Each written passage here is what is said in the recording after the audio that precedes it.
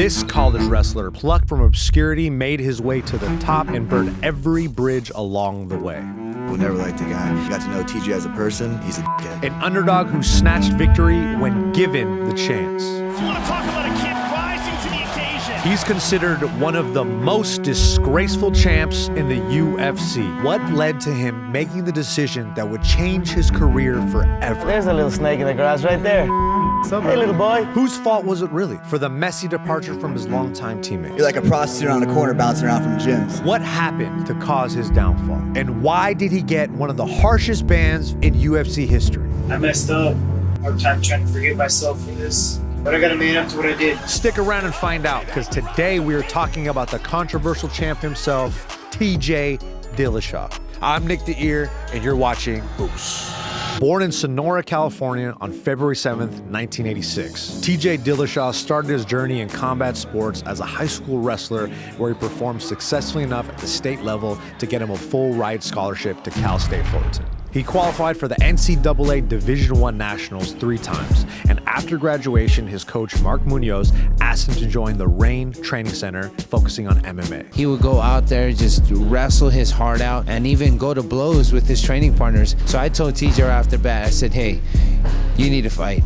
Not long after, Munoz suggested he work with Team Alpha Male in Sacramento. Here, under the guidance of Uriah Faber, Dillashaw honed his skills and quickly rose to the ranks, ultimately becoming one of the team's outstanding performers. It wasn't long after he made his professional debut, winning his first several bouts and eventually competing in the Ultimate Fighter in 2011. He racked up an impressive run of wins throughout the show, but lost in the final to John Dodson by TKO, marking his first professional loss ever.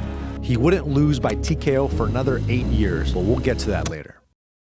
TJ would begin to walk the division, winning fight after fight, his only road bump being a Rafael Assunção loss by split decision. But then it arrived. In only a brief 11 professional fights, his shot at the belt, a last-minute substitution due to replacing a middleweight championship fight, and TJ Dillashaw would come up against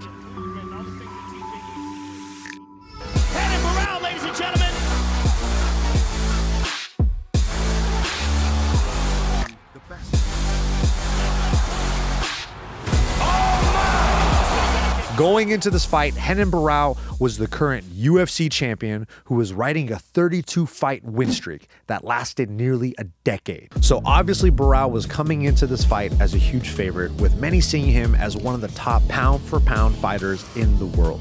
Dillashaw dominated this fight with his movement, striking, and overall versatility. His footwork and angles gave Barão problems throughout the entire contest. In the 5th round, Dillashaw secured a TKO victory to become the new UFC Bantamweight champion. Bantamweight champion! What an incredible performance! When he beat Renan Barão, I was like, holy shit. He went out and fought Renan Barão like he was sparring with him. Right. TJ has stated that he feels large portions of his success came from working with coach Duane Ludwig. Look at Duane Ludwig and TJ Dillashaw are crying together. And Joe, what a... But who is Duane Ludwig? Happy birthday to Duane Ludwig. It's his birthday today. This belt is his. It's going to him. Duane Ludwig is a former kickboxing champ and MMA fighter who once boasted the record for the fastest KO in UFC history. Duane had joined Team Alpha Male as a striking coach for a year and a half before TJ's defeat of Barão at UFC 173. Throughout this time, TJ and Duane's relationship started to grow. They believed in each other's talent, but it wasn't just TJ. Bringing in Duane seemed to be a good idea for Team Alpha Male. The rest of the team went on a 10-fight winning streak, and he won Coach of the Year in 2013. But as the partnership continued, relationships started to fray. Duane just wanted to focus on his own gym and this and that, and so he's like, I'm going to spend some time there and spend some time here, etc. Duane ended up leaving Sacramento and Team Alpha Male to start his own gym back in Colorado. So TJ started splitting his time between both camps. But as time went on, things started to get messy. The cracks in Team Alpha Male were starting to become too noticeable and public. There's a little snake in the grass right there. Hey, little boy. And so TJ made his decision on where to go next. That was the best thing for me to try to beat Dominic Cruz, was training with Duane Ludwig. Uriah just, couldn't take it. Couldn't take that I chose Duane over him and kicked me off the team. A fight TJ would ultimately lose on a controversial decision, causing him to lose his belt. With such a close decision, one would have thought he would have had an immediate rematch, but the UFC decided to give the Cruz fight to somebody else.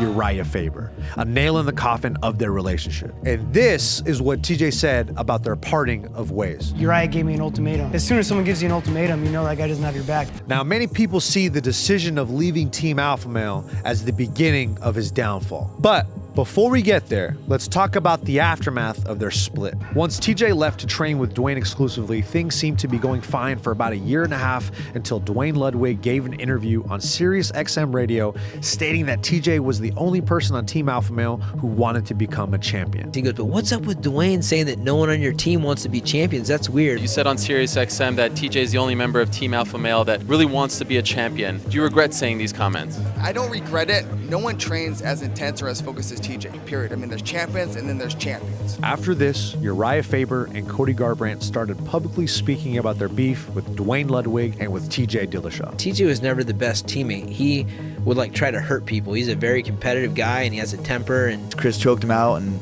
TJ got out and beat him in the back of the head. When he's down on the mat. When he was down on the mat. And airing all of these personal conversations started to cast Duane and TJ in a negative light. Like, are you getting paid to go start a new team or something? And TJ like lies straight to us. He's like, no, man, no, they offered me, but I'm not. I'm with you guys, you know. Well, TJ tried to not let it affect him, at least in public. This drama went on for so long that it was easy to kind of get by it. You know, it got real old after a while. Of course, all of this is leading up to TJ trying to reclaim the Bantamweight belt. And the man standing in his way was the one and only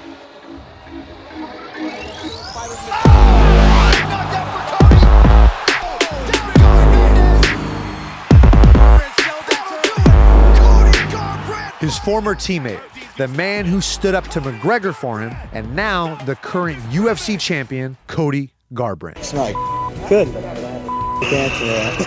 And the lead up to this fight is where things started to get very dramatic. How many times did I f you up in practice? Zero, motherfucker. Exactly. We're gonna find out. Saturday, you're gonna find out. You can talk all you want, show your insecurity, show who you really are. It was more than just blowing smoke for PR at press conferences. It was personal. But it had been over 2 years since Dillashaw left Team Alpha Male, and Cody Garbrant had grown into an exceptional fighter, one more skilled than the sparring partner TJ had left years before. Not to say TJ hadn't done learning and growing as well. TJ Dillashaw! And that success gave him confidence that same fighters. Big knockdown for Cody!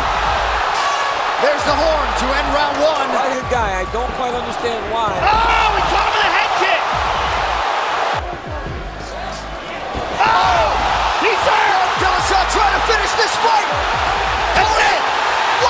TJ outclassed the former champ with a TKO in the second round, setting this up for an exciting and explosive rematch, which took place 10 months later. This time, TJ would step up his game with the KO in the first round. Oh, that's it! TJ Dillashaw has done it again! There's no question. And he's finishing him. He's the greatest. What does the greatest fighter of a division do after he has conquered it all? You know, the night I defended my belt for the second time against Cody, Demetrius Johnson and Henry Cejudo were also fighting that night. That's when like the talk started happening to me wanting to take his belt.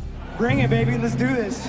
TJ decides to drop 10 pounds off his already difficult weight cut to go down to the 125-pound weight class to fight Henry Cejudo and become double champ, cementing his legacy as one of the greatest fighters of all time. Running 6 days a week in the mornings, and I'm also riding the bike at night, as well as 2 or 3 practices a day. And that's why I got my body down to 4% body fat. The last time I weighed 125 pounds was my senior year in high school. Maybe dropping down wasn't as easy as he first thought. But I didn't realize physically how tough it was actually going to be on me and on my body. It was a brutal and intense cut required to make weight, and it had a huge effect on TJ. It does get really cold too when you start putting food and fluids back in your system because all the blood goes to your stomach. They start to cramp a little bit.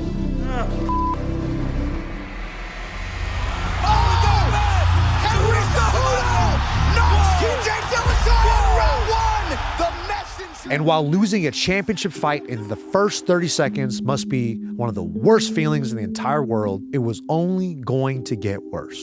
I had my manager call me and say, hey man, I just got a call from the UFC, and my heart just dropped because because I instantly knew. TJ Dillashaw tested positive for injectable EPO, which is a serious performance-enhancing substance. USADA's very clear. Here's the things you can take. Here's the things you cannot take. Dillashaw was suspended from the UFC for 2 years after testing positive for EPO. But what is it exactly? I tested positive for erythropoietin. I was taking an anemia medication called Procrit. Knew I wasn't allowed to take it. Becoming anemic, your red blood cell count is in the toilet. And that is why I didn't want to wake up in the morning. That's why I didn't want to train. And I asked about like taking anemia medication, right? Didn't think anything of it. Just thinking, what can I do? I'm anemic. Exogenous EPO and the opponent isn't. It's a massive disparity in who has a competitive advantage. This shocking revelation tarnished Dillashaw's reputation and raised questions about his previous victories. Yeah, I'm on everything. They test me every day, so I'm on everything. Funny, you're the one that showed everyone how to do it on Team Alpha Male. This press conference was from the lead up to the first Cody Garbrant fight, nearly 18 months before the Henry Cejudo fight. Was Cody telling the truth? Was Dillashaw using banned substances the entire time? Or did he use EPO to help him recover just this one time? But just it taints his legacy. It just does. There's no way around it. Unlike other athletes who had been caught using banned substances, TJ openly admitted his use. The way I was raised by my dad was owning up to my mistakes. And that's why I decided to come out in front of the world and show everything. Well, I mean, at least he's just straight up admitting it. I cheated. Up. I'm going to handle the consequences. A 2-year layoff and arguably the prime of your career is a hard situation to come back from. While he did win his first bout back on a controversial split decision, he wasn't the same. He lost his next fight against Aljamain Sterling by TKO when his shoulder was dislocated in the first round and he wasn't able to get it back in. Like many before Dillashaw, the fight game had caught up to him and his body. In April of 2023, at the age of 37 years old, TJ Dillashaw retired from fighting. Getting to the top is never easy, and staying there is even harder. Dillashaw's rise through the ranks is a testament to hard work and determination. But his fall from grace is a cautionary tale to future generations. Is it worth it to risk it all to be the best? And at what cost are you willing to pay? Guys, if you enjoyed this video, please like it, share it with a friend, and subscribe to our channel as this really helps us out. If there are any other fighters that you would like to learn more about, let us know in the comments below. Let us know what you think. Was TJ Dillashaw the greatest bantamweight of all time, or is EPO a deal breaker? I'm Nick the Ear, you're watching OOSS, and we'll see you on the next one.